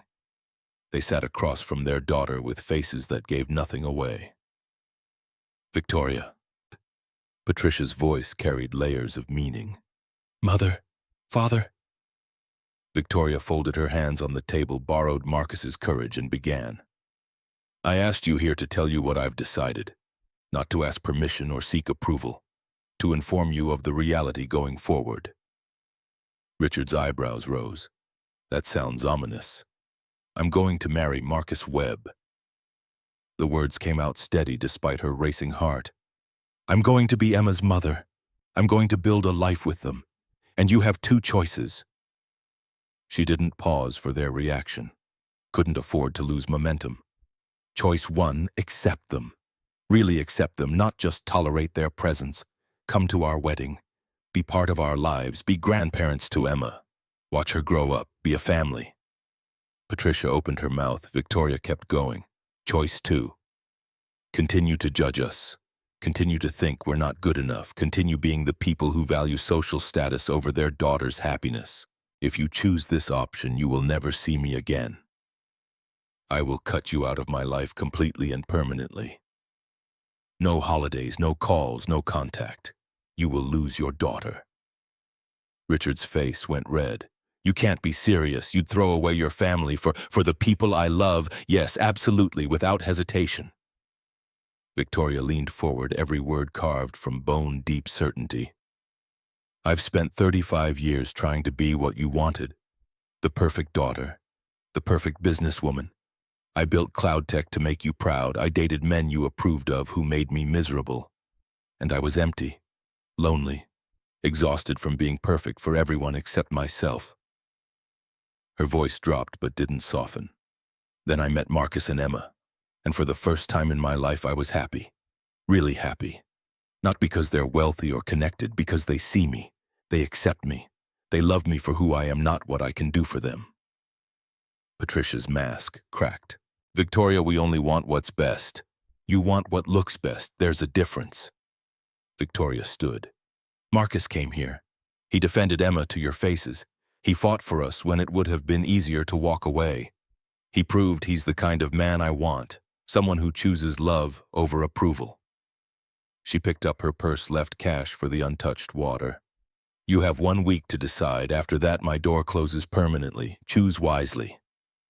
Victoria walked out of the restaurant without looking back, made it to her car before the shaking started, sat in the parking garage and let the tears come, terrified and liberated in equal measure. Her phone stayed silent. 1 day passed, then 2.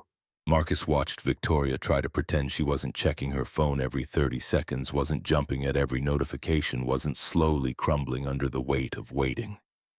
Day 3, Marcus took Emma to the park. They fed Duke and his companions while Emma chattered about her latest drawing project, a mural for her bedroom wall that Victoria had promised to help paint. "Do you think Victoria's mom and dad will like me now?" Emma asked, scattering bread with more enthusiasm than accuracy. Marcus chose his words carefully. "I think they're trying to decide if they want to be the kind of people who know you. That's different from liking you." Emma considered this with 7-year-old wisdom. "If they decide no, will Victoria be sad?" "Yeah, baby, she'll be really sad." "Will we still be a family?" Marcus pulled Emma close. "We'll always be a family, no matter what anyone else decides." Day 5 brought rain and a tension in Victoria that was almost visible. She came for dinner but barely ate, pushed food around her plate while Emma talked about school and ducks and the mural that was taking shape in her imagination. After Emma went to bed, Victoria collapsed on Marcus's couch like someone who'd been running for miles. "They're not going to call." Her voice was flat, defeated. "You don't know that. It's been 5 days. If they were going to choose us, they would have called by now." Marcus sat beside her, took her hand. "Then we'll be okay without them." Victoria's laugh was bitter. "Will we? Will Emma really be okay growing up without grandparents because they were too proud to love her? Will you be okay knowing your in-laws thought you weren't good enough? Will I be okay losing the only family I have left? We'll be okay because we have each other. Because we chose this. Because love actually matters more than approval." "Does it?" Victoria pulled away, stood up, started pacing. "Or is that just something we tell ourselves to make the rejection hurt less?" Marcus let her pace, let her rage, let her grieve. When she finally ran out of words, he pulled her back down beside him and just held on. Day 6, Victoria went silent, stopped checking her phone, stopped talking about the meeting, moved through the world like someone bracing for impact. Marcus wanted to fix it, wanted to call Patricia, and Richard himself wanted to show up at their mansion and demand they stop hurting their daughter. But this wasn't his fight. All he could do was be there when the verdict came down. Day 7 arrived with morning light filtering through Marcus's kitchen window. Emma was eating cereal. Victoria was drinking coffee she didn't taste, and Marcus was scrambling eggs nobody would eat. Victoria's phone rang. Everyone froze. Victoria stared at the screen like it might explode. "Patricia Cross." Her hand shook as she answered, "Yes." Marcus couldn't hear the other side of the conversation, could only watch Victoria's face cycle through emotions too fast to name. "Why?" Victoria's voice came out strangled. A pause, long enough for Marcus's heart to beat 20 times. "Okay." Victoria's eyes closed. Tears leaked out the corners. "Okay, yes, Saturday, Laurelhurst Park, 10 a.m. But if you say one unkind word to Emma, we leave and never come back. Understood?" Another pause. "Thank you." The words were barely audible. Victoria hung up, stood completely still for 5 seconds, then started crying big gasping sobs that shook her whole body. Emma dropped her spoon. "What's wrong?" Marcus moved to Victoria, wrapped his arms around her. "Nothing's wrong, baby. These are happy tears." "They want to try," Victoria choked out. "They want to meet Emma again, properly this time." Emma's face lit up. "Really?" Victoria knelt down, pulled Emma into the hug. "Really? But sweetheart, you have to understand they might not change all the way. They might still be difficult. This is just them trying." "Trying is good." Emma's optimism was unshakable. "Everyone should try." Saturday morning came wrapped in the kind of anxiety that makes everything feel significant. Marcus dressed Emma in her favorite purple dress, the one Victoria had bought her after the zoo incident. Victoria arrived in jeans and a sweater, her armor left at home for once. They drove to Laurelhurst Park in silence, the same pond where they'd first met, where Duke still held court over his domain, where everything had started. Patricia and Richard were already there, dressed casually, or as casually as people like them could manage. Patricia in slacks and a silk blouse that probably cost more than Marcus's weekly grocery budget. Richard in khakis that had definitely never seen the inside of a Target. Both looked profoundly uncomfortable. Emma saw them and hesitated. Her earlier confidence faltered. Marcus felt her hand tighten in his. Then Emma did something Marcus would remember for the rest of his life. She walked up to Patricia, the woman who'd made her cry, who'd looked at her like she was worthless, and held out her bag of bread. "Do you want to feed the ducks?" Her voice was small but brave. "I brought extra bread." Patricia looked startled, like she'd been preparing for a different conversation, and Emma had changed the script. Emma kept going, filling the awkward silence with the determination of a child who'd decided to be kind regardless of whether it was returned. "They're really hungry. That fat one over there is my favorite. I call him Duke." Patricia's lips twitched. Almost a smile, definitely surprise. "And Duke? Yeah, because he's fancy, like a real duke. See how he holds his head up all proud and—" This time Patricia actually smiled. Small, real. "I see. Show me which one is Duke." Emma took Patricia's hand, just reached out and grabbed it like that was the most natural thing in the world, and pulled her toward the pond. Patricia let herself be led, and Marcus saw something shift in her face. Not transformation, not sudden acceptance, just softness. The next hour unfolded like a miracle in slow motion. Emma being completely herself, bright, energetic, unguarded, telling stories about school and drawings and the mural she was planning, asking Patricia about her favorite color, her favorite flower, whether she'd ever wanted to be an artist when she was little. Patricia answered, stiffly at first, then with increasing ease. Laughed when Emma did a cartwheel and fell, actually laughed, not the polite sound rich people make at charity events, but genuine amusement. Richard stood with Marcus and Victoria watching. "She's very energetic. Not criticism, just observation, neutral, maybe even impressed." "She is," Marcus agreed. Richard was quiet for a moment. Raising a child alone must be difficult. Marcus recognized the olive branch hidden in the statement. "It is sometimes, but she makes it worth it." They watched Emma pick dandelions and present them to Patricia like they were roses. Patricia accepted them with the care she might give to orchids.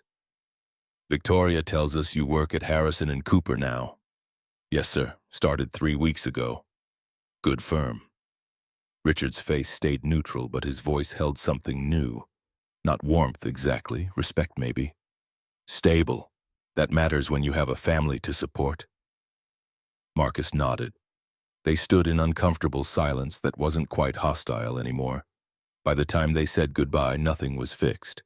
Patricia and Richard hadn't apologized, hadn't acknowledged their cruelty, hadn't transformed into different people. But they'd shown up. They'd spent an hour with Emma and seen her as a real child instead of an abstract problem. As they were leaving, Patricia stopped, looked at Marcus with an expression he couldn't quite read. "Mr. Webb, you seem like a good father." The words were stiff, formal, but sincere. "Thank you, Mrs. Cross." Patricia nodded, then to Emma. "Would you like to have lunch with me next Saturday, just the two of us? We could go to the art museum." Emma's face lit up like Christmas morning. "Really? Really?" Emma hugged her. Patricia stiffened for a second, then awkwardly patted Emma's back. Progress measured in inches. In the car, Emma bounced with excitement. "They weren't mean this time." "No!" Victoria agreed, her voice thick with emotion. "They weren't. Does that mean they like us now?" Marcus caught Victoria's eye in the rearview mirror. "It means they're trying.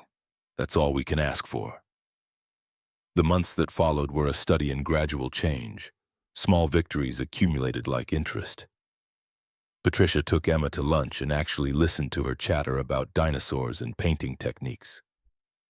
Richard came to Sunday dinner at Marcus's house and only commented once on the lack of formal place settings. They attended Emma's school art show and stood in a gymnasium filled with 7-year-olds' crayon drawings like it was the Louvre. Month 3. Patricia said Emma's sunset painting showed real talent, not in the condescending way rich people complimented children, but with genuine appreciation. Month 4 brought Thanksgiving at the Cross estate, different from that first disaster, less formal. Patricia let Emma help in the kitchen, showed her how to make pie crust from scratch. Richard asked Marcus about his work with actual interest instead of veiled disdain.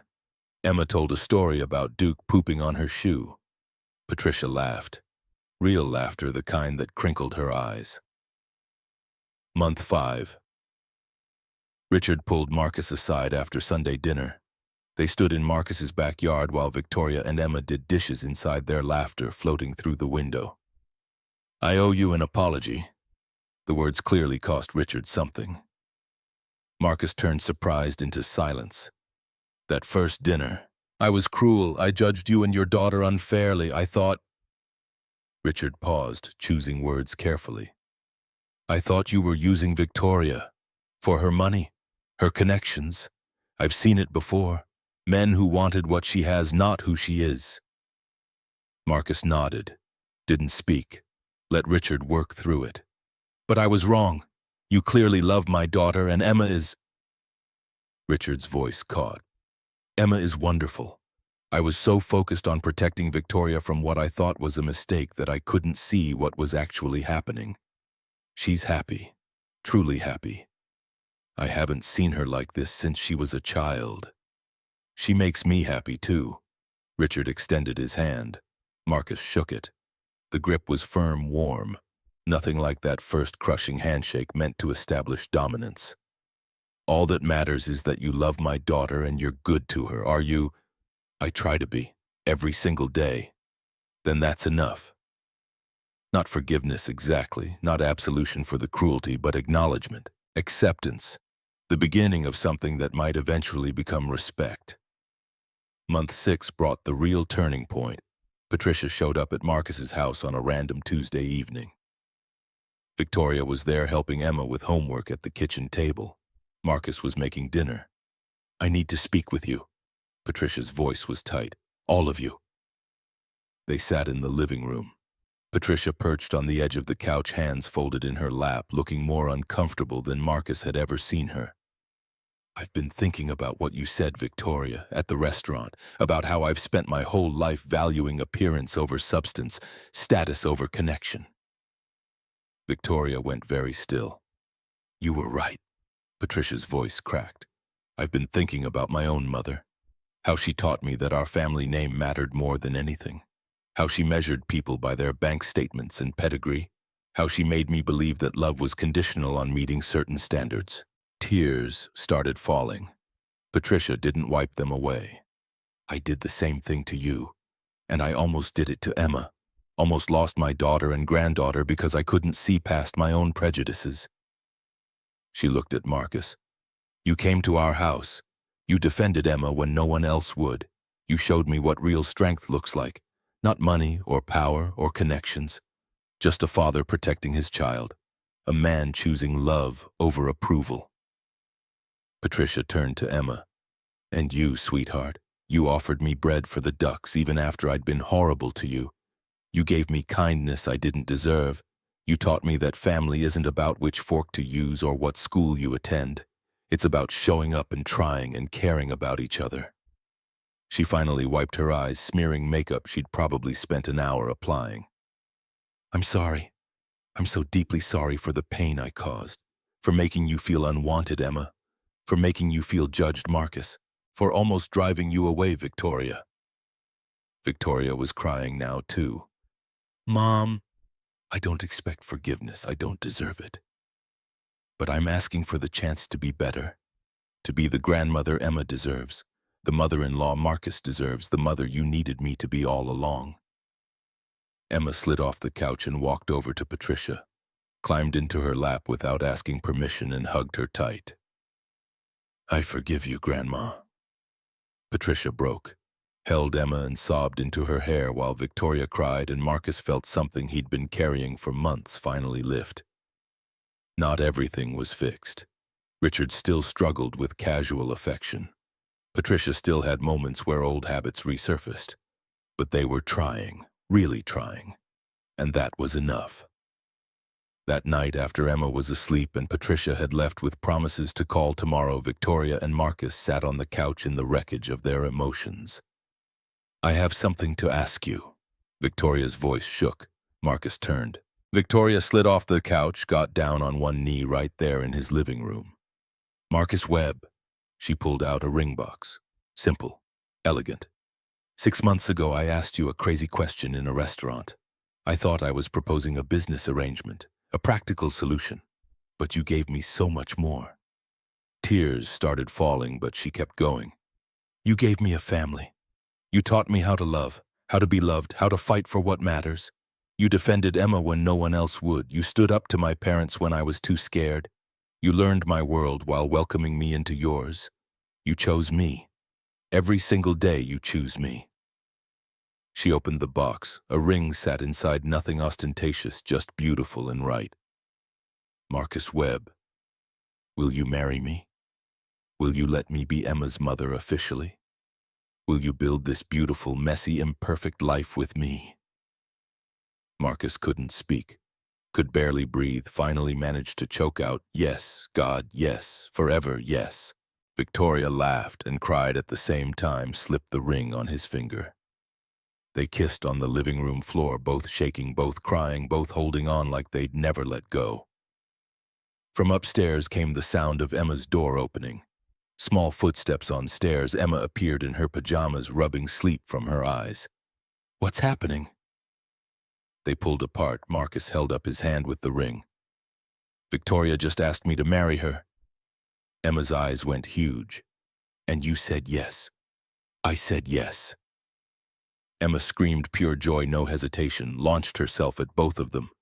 They caught her, and all three ended up in a pile on the floor, laughing and crying and holding each other. You're really going to be my mom, like official. Victoria's voice broke. Official, if that's okay with you. It's so okay. It's the best. Emma hugged Victoria tighter. I love you, Mom. First time she'd said it. Victoria dissolved completely, holding Emma and sobbing happy tears while Marcus held them both. Their family, not the one Marcus had planned when Kate was alive. Not the one Victoria had expected when she proposed to a stranger.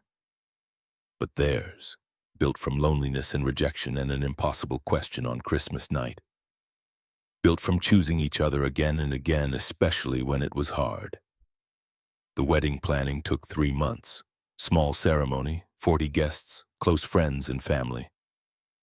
Emma insisted on being part of every decision. Flowers, purple, obviously cake, chocolate with vanilla frosting, music. A mix that included both classical and the soundtrack from her favorite animated movie. 1 week before the wedding, Patricia called Victoria with a request. I'd like to take Emma dress shopping, just the two of us, if that's all right. Victoria's eyes went wet. She'd love that, Mom. Patricia picked Emma up Saturday morning in her Mercedes. They drove to a boutique downtown where Patricia had apparently made an appointment. Emma tried on dresses while Patricia offered opinions with increasing warmth. This one. Emma spun in a purple dress with flowers embroidered on the skirt.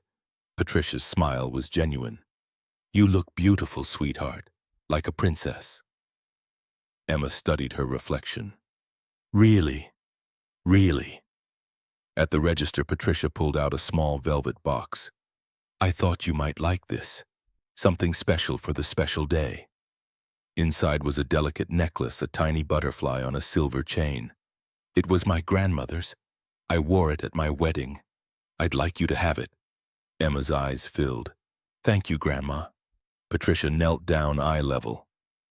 Thank you for giving this old woman a chance to be better. For teaching me what really matters. They hugged. Real. Warm. The kind of hug that meant family. The wedding day arrived, wrapped in late spring sunshine. Marcus stood in a small room at the garden venue, adjusting his tie for the 15th time. Sarah appeared in the doorway. You ready? Marcus looked at the photo of Kate he'd brought. I hope so. Sarah put her hand on his shoulder. Marcus, Kate would be thrilled. You're not forgetting her. You're honoring her by choosing to live again, to love again, to give Emma the family she deserves. Marcus nodded, throat too tight for words. You did it. You were brave. Outside guests gathered. Patricia and Richard in the front row, faces softer than Marcus would have thought possible. Sarah in the second row, already crying. friends and co-workers filling the remaining seats. Marcus took his place at the altar. The string quartet started playing, his heart hammered against his ribs. Emma appeared first, scattering flower petals with more enthusiasm than accuracy. She wore her purple dress and Patricia's necklace, beaming at everyone. Then Victoria, simple white dress, hair down and loose. No corporate armor, no Ice Queen mask, just Victoria, beautiful and vulnerable in his. She walked down the aisle with eyes locked on Marcus. Emma positioned herself between them, exactly where she belonged. The officiant began. "We gather today to celebrate love, not the easy kind, the kind that fights, that chooses, that builds families from broken pieces and makes them whole." Marcus's vows came out steady despite his shaking hands. "Victoria, I vow to choose you. Every single day, when it's easy and when it's hard, I vow to support your dreams, to be your partner, to love Emma as our daughter together." Victoria's voice broke on her vows. "Marcus, I vow to be brave, to fight for this family we've built, to never let fear win. I vow to support you, to be your equal partner, to choose love over approval, always." Then she turned to Emma. "Emma Rose Webb, I vow to be the best mother I can possibly be, to draw potato rabbits with you forever, to always show up even when I mess up, to love you with everything I have. You made me brave enough to love. Thank you for letting me be your mom." Emma was crying. Victoria was crying. Marcus was crying. Half the guests were crying. The officiant smiled. "If anyone objects to this union," Emma shouted, "no! They're perfect together. Nobody better say anything." The entire gathering burst into laughter. Even Patricia and Richard smiled. "By the power vested in me, I pronounce you married. You may kiss." Marcus and Victoria kissed while Emma cheered and everyone applauded. They walked down the aisle hand in hand, all three of them, and Marcus looked at the faces watching. Sarah sobbing happily. Patricia with actual tears in her eyes. Richard's expression something close to warmth. This was his life now. Not defined by loss, not defined by fear, defined by choice and courage and love. The reception bloomed in the garden. First dance with Victoria, then Victoria dancing with Emma while Emma stood on her feet. And they spun in circles. Sarah gave a speech about watching Marcus come back to life. Patricia stood and apologized again publicly, thanking Marcus for showing her what mattered. Emma climbed on a chair for her speech. "I just wanted to say Victoria is the best mom ever and Dad is the best dad, and I'm really, really happy." She sat down to thunderous applause. Later, Marcus found Victoria and Emma on a garden bench watching the sunset, Emma between them, head on Victoria's shoulder, exhausted from excitement. He sat on Emma's other side. "Happy?" he asked. Victoria looked at him, at Emma. "More than I ever thought possible." Emma yawned. "Are we a real family now?" "We've been a real family for a while, sweetheart. But yes, official now." "Good." Emma snuggled closer. "I love you both." They sat watching the sun paint Portland's sky in colors Emma would try to capture tomorrow. A family built from impossible odds, from a stranger's proposal and a single father's loneliness and a child's open heart. 6 months later. Thanksgiving at the Cross estate felt like coming home. Emma helped Patricia make pies. Richard showed Marcus his vintage car collection with actual enthusiasm. Victoria and Sarah laughed in the living room over wine. At dinner, surrounded by family chosen and inherited. Emma asked Richard to tell stories about Victoria as a child.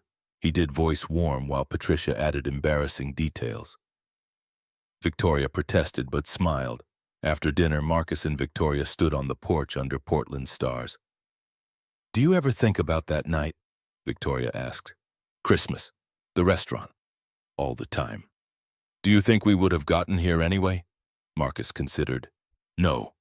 We needed that exact moment. Your courage, my desperation, the insanity of it all." Victoria leaned against him. "I'm glad I was crazy." "Me too."